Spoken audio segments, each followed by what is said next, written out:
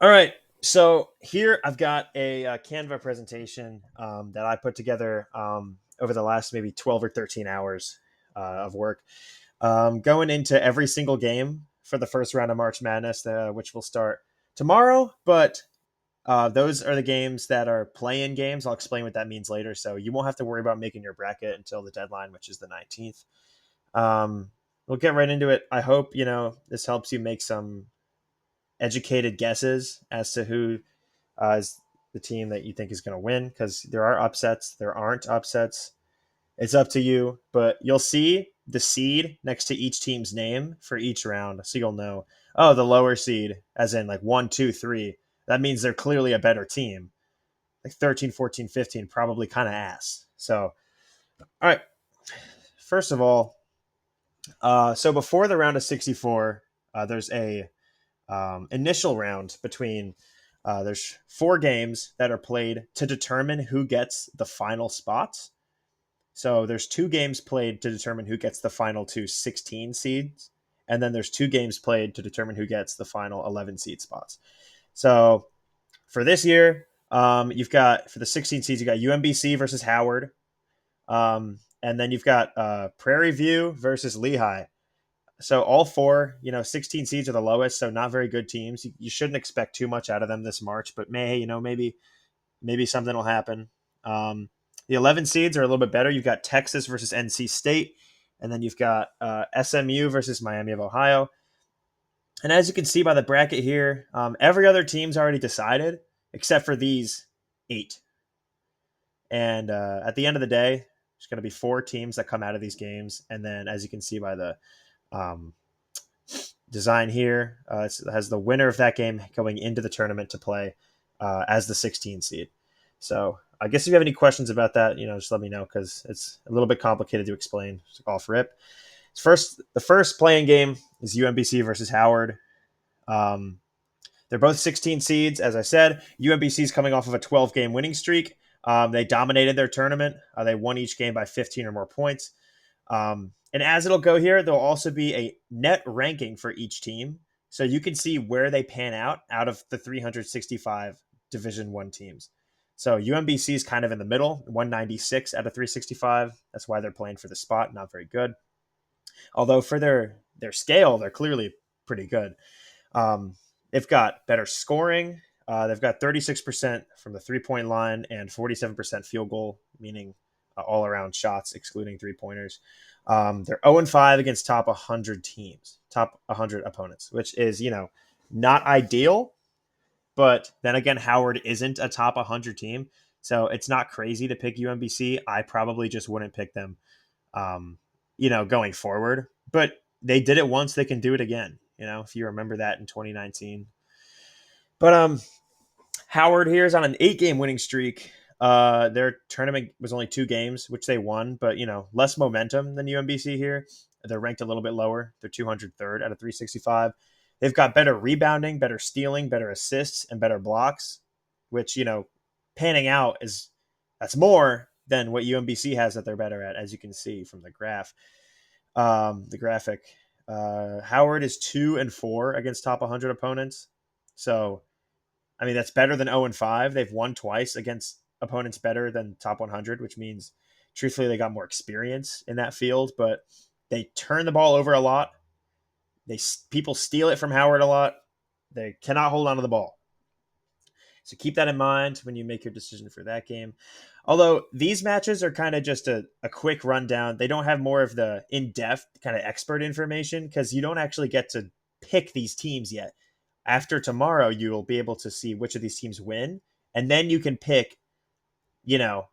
Towson's the one seed. As an example, and UMBC just won their playing game, so they're going to be the 16 seed that takes on Towson. Then you can pick between the two of them. But for now, on the bracket, it's either the one seed, or you can pick either UMBC or Howard as like an option. It's one option: UMBC or Howard. It sucks, but you'll see what I mean when you get to the page if you haven't already. It's not as complicated as I made it sound. But the second game, uh, Prairie View versus Lehigh. These teams are absolutely terrible. The two worst teams in the tournament. Although PVAMU is on a 7-game winning streak, they beat the number 1, the number 3, and the number 5 teams in their conference. Yeah, they're 300th out of 365, so go figure. Does this team belong in March Madness? Absolutely not. Although they do have better field goal percentage, free throw percentage, rebound percentage, steals, and blocks than Lehigh. Although they have played 6 games against top 100 opponents and they lost every single one. And they foul it a lot. They foul the ball. They foul the other team pretty often. So keep that in mind. Lehigh's on a 6-game winning streak. They had some close games in the tournament. I don't know if you guys have seen the clip of them beating. What was it? It was Oh geez, I don't quite remember what the name was, but they beat some team on a miracle like Hail Mary half court shot. So do they belong here? No, of course they don't. But they're here, so you need to consider them anyway. They're 275th out of 365. They shoot better 3 points, and they have more assists. And they are 1-8 against top 100 opponents. So they played one, they beat them, and they lost to the 8 other ones. And both of them are all over the place. They turn it over a bunch. Both of them equally about. So neither of these teams, you should be thinking, oh, these guys are going to make a Cinderella run. They're going to make it to Sweet 16. No. I mean, probably not. Who am I to tell you not to pick them? But just keep that in mind. The 2 remaining playing games are much better. They're 11 seeds playing for the final 11 seed spots. You got Texas and NC State. Texas is on a 3-game losing streak, and they lost the first round of their conference tournament. So a little crazy that they're still here, but they snuck in. They're 42nd out of 365 teams. They're better for free throwing and on rebounds, and that's it. Although I will say, they are 6-9 against top opponents. They've beaten 6 top opponents, but they've lost to 9 of them. You'll see a similar stat with NC State. They get fouled a lot, and they turn it over a lot. So, maybe not the best team to have put in March Madness again, but that's why they're playing this game, to see which of these 2 assholes is worse than the other one. Basically giving a free bye to whoever they play. But whatever, that's none of my business. NC State has lost 7 out of their last 9 games. That's worse than Texas. I didn't know it could be done, but it was. They did okay in their conference tournament, and then they lost to Virginia, who is a really good team, to be fair. They're ranked 36th out of 365. I don't know how, but they are still there. They have better field goal percentage, 3-point percentage, assists, steals, and blocks. So 5 out of the 7 main categories go to NC State here. And they are 5-8 against top opponents. So it's very likely that if they played 2 more games against top opponents, they'd win 1, lose 1, and then they'd be at the same record as Texas. So these teams are pretty similar. Just keep this stuff in mind when you, I guess, when you think about this, because you won't be making a pick on either of these teams. Just keep it in mind for the future. SMU versus Miami of Ohio is the last play-in game. SMU is on a 4-game losing streak before the tournament. They won 1 tournament game and then lost to Louisville by 4 in the second game of the tournament. They're 37th out of 365. They have better rebounding, assists, and blocks. Some of the lesser categories, but still equally as important. They're 4-9 against top opponents. So they've only won 4 out of their 13 games against top opponents. They've won some. That's why they're here. They've proved themselves before, but they've also proved that they were ass. So fouls and turnovers are slightly worse than Miami of Ohio. So keep that in mind. They'll probably give the ball up just a little bit more. So Miami of Ohio is a big piece of news here. People have been talking about this team, whether or not they actually deserve to make the tournament. They were 31-0 in the regular season. They didn't lose a single game. That's like the 6th time that's ever been done. So pretty damn impressive, right? To be an 11 seed and win all your games it's kind of embarrassing. Although here's the dagger.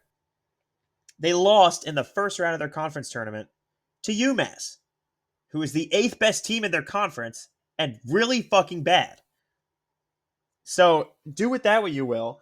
They're ranked 64th out of 365. They do have a better field goal percentage, 3-point percentage, free throw percentage, and more steals. So, there's something going for them.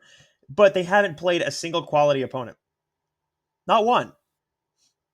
Towson University would have counted closer to a top quality opponent, quote unquote, than all but like two of the teams that they've played the entire season. And if you know about Towson basketball, you know that they're not that great. So do with that what you will. But they're 31 wins and 1 loss. No team in all of Division One basketball has 31 wins and 1 loss except for them. So, clearly some talent there. But yeah, that does it for the play-in games. I'm going to move on to the East, which is the first of 4 conferences that will be in March Madness. You've got the East, the West, the South, the Midwest, and the South. So we'll start with the East and then make our way down. But that's it for the play-in games. I'll get back with the East as soon as I can.